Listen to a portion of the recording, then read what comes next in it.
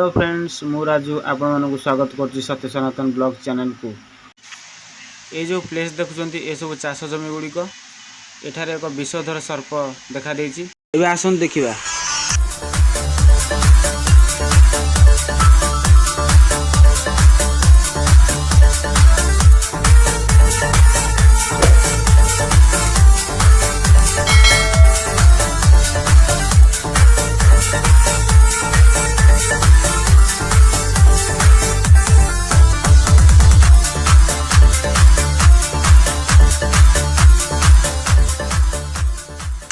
चाष जमी रे चाषी माने काम करुवा समय रे एक सर्प आविर्भाव होईची।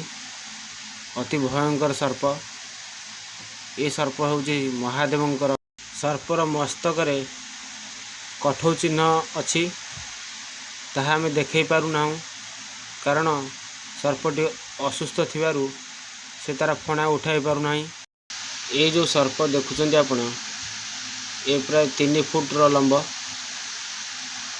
यह आमे देखी भयभूत हो जाइथिलु, किंतु परे जानिबा को पाइलु सर्प असुस्थ थिबारु से प्रतिघात करू नाही। तेणु आमे ता पाखकु जाई ए वीडियोटी बनैया को चेष्टा कलु। जय जगन्नाथ स्वामी।